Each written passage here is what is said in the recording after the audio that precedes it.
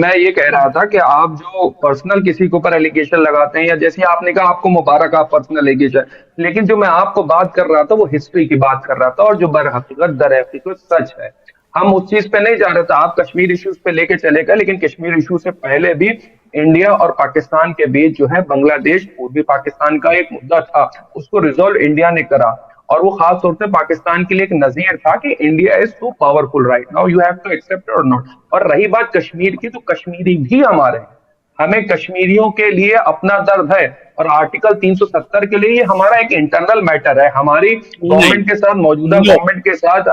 सुनिए सुनिए, एक इट्स हाँ, हमारा इंटरनल इशू। आपको, आप इंटरनेशनल इश्यूज को जाकर के उठाने कश्मीर की इज कोशिश माई कर रहे हैं इंटरनल इंग्लैंड इशू ना में। नहीं यूर सुनिए, सर, कश्मीर इज नहीं माई इंटरनल नहीं इशू। नहीं, भाई ये यू भारत का, कश्मीर आपका नहीं हो ये सकता। भारत का, मैं कश्मीरियों से बात कर रहा हूँ। भारत का, हम नहीं भारतीयों का।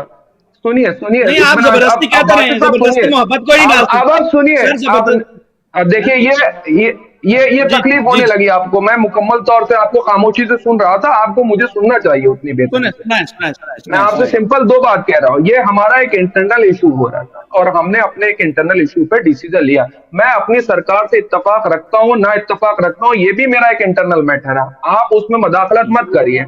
आपके जो मौजूदा हालात हैं आप उसकी गौर और फिक्र करिए। लेकिन मैं आपको बताने की कोशिश ये कर रहा था कि जो अभी दाऊद इब्राहिम को लेकर के मुद्दा हुआ, ये खास तौर से पाकिस्तान की तरफ से ही न्यूज ब्रेक करी गई, इंडिया की तरफ से न्यूज कोई ब्रेक नहीं करी गई।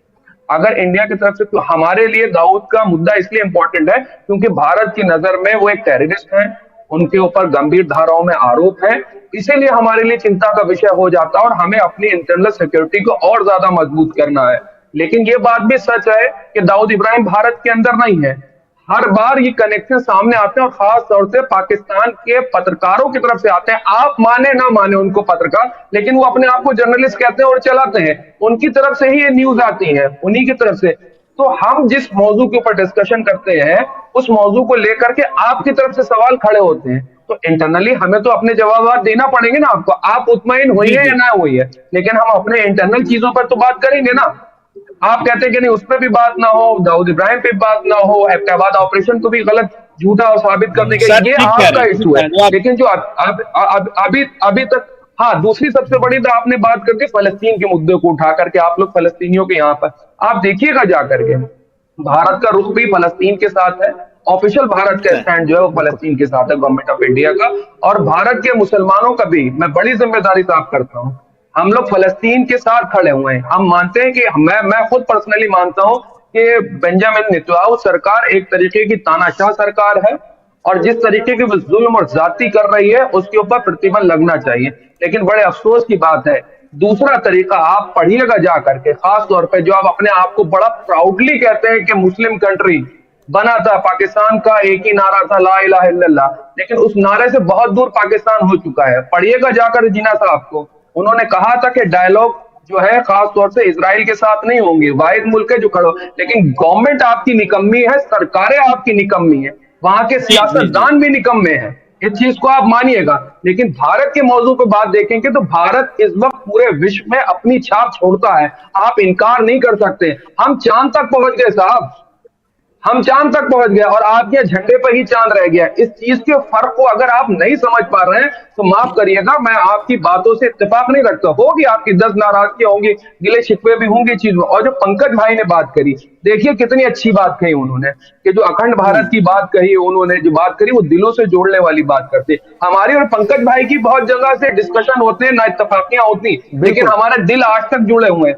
और वो इंशाल्लाह जब तक हम लोग यहाँ पर जिंदा हैं, वो दिलों के अंदर जो है, जो हमारी गंगा जमनी तहजीब है, हम उसको आबाद लगेंगे। लेकिन अफसोस की बात ये होती है, खास तौर से पाकिस्तान के मौजू पे लेकर के होती है, कि भाई जो टेररिस्ट ऑर्गेनाइजेशन थी, आप उससे इनकार नहीं कर सकते। विश्व में आप अपनी छवि इतने सालों में नहीं संभाल पाए, या आपकी सरकारों पर, वहां की फौज के ऊपर ये जिम्मेदारियां थी। हमारे यहाँ की फौज को देखिए, एक डिसिप्लिन है, हमारे यहाँ फौज के अंदर, गवर्नमेंट के अंदर एक डिसिप्लिन है। हमारे यहाँ डेमोक्रेसी के अंदर हम अपनी सरकार के ऊपर कठोर से कठोर सवाल कर सकते हैं, सवाल पूछ सकते हैं आकर के, उससे अभी नहीं इत्तेफाकी। लेकिन आपके मौजूदा हालात देखिए, पाकिस्तान के अंदर इस वक्त इमरान खान का क्या हशर करा गया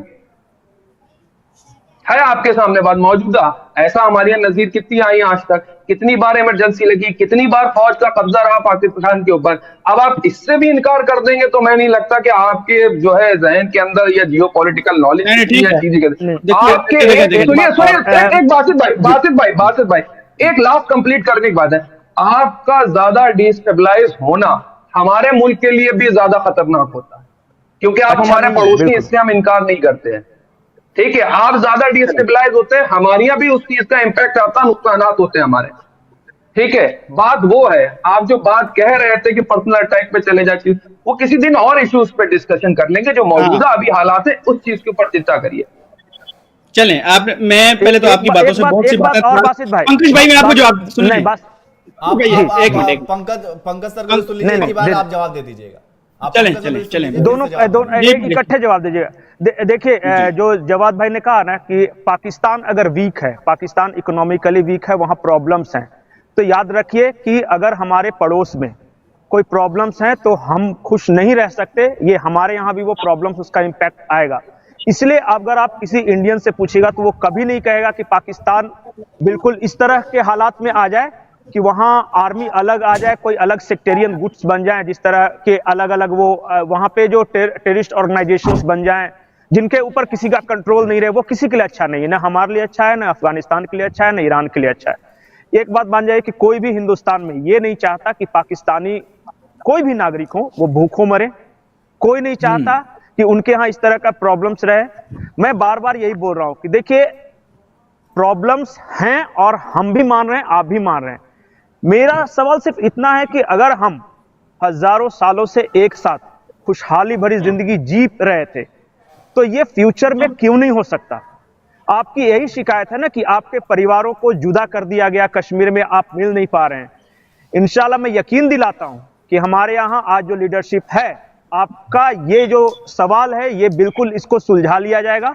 और याद रखिए पीओके, कश्मीर, श्रीनगर, मुजफ्फराबाद, गिलगिट बाल्टिस्तान, आप शौक से मिल सकेंगे, आप मिल सकेंगे अपने रिश्तेदारों से।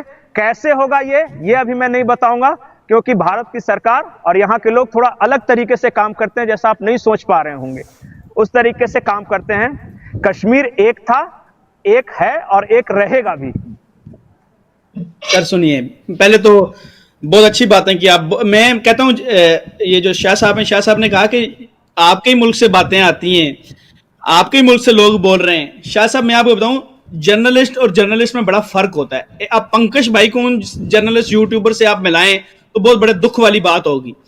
उनको आप इस बात को सोचें, मैंने ना इस टॉपिक को समझा हुआ है। वो क्या करते हैं, ये बेवकूफों वाली बात है कि दाऊद इब्राहिम को उठ के किसी ने कराची में मार दिया और दुनिया को पता ही नहीं है। बस इंडिया ने एक बात की तहकीक की बगैर खबर सच और झूठ पूछा, अच्छी बात है, पूछे सच और झूठ, लेकिन वो एक बच्चों वाली बात है यार। कैसे कोई ऐसे मार सकता है दाऊद इब्राहिम को और किसी को पता ही नहीं है पाकिस्तान में, और पाकिस्तानी टीवी चैनल को भी बंद कर दिया। सिर्फ इतना आसान भी नहीं है।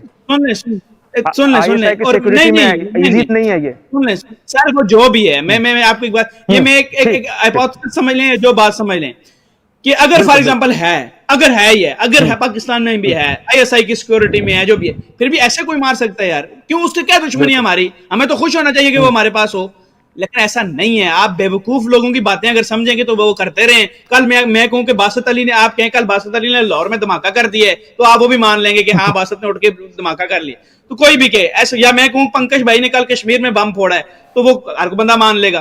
तो ऐसे नहीं होता, ये एक बेबुनियाद बातें। दूसरी बात आपने ये की कि यार पाकिस्तान के ये मसाइल हैं, पाकिस्तान के वो, कश्मीर को लेके आपने कहा कि कश्मीर में जो है आना चाहिए, और जो भी, मैं आपको एक बात बताऊं, देखें आप लोगों में मोहब्बत होनी चाहिए। कश्मीर बासित भाई एक होगा, निश्चिंत रहिए, बिल्कुल नहीं कश्मीर एक होगा, आप भी अपने रिश्तेदारों से मिल सकेंगे। सर मेरी बात सुन लें, आपके बारे में मैंने सुना है ना, मेरी बात सुने। आप कहते हैं इंडियंस जितने जी कश्मीर इंडिया का हिस्सा है, पाकिस्तानी कहते हैं पाकिस्तान के हिस्सा। अच्छा, कश्मीरी से कोई भी नहीं पूछा आज तक किसी ने कि तू है भी या नहीं है, तू है कौन, किस खाते में है, तेरी क्यों सुने? तू अगर बोलेगा तुझे या तो मारेंगे, या तुझे अरेस्ट करेंगे, या तेरी सोशल मीडिया पे आवाज बंद करेंगे, या अकाउंट पे तू किसी एक मुल्क के हक में बात नहीं कर सकता।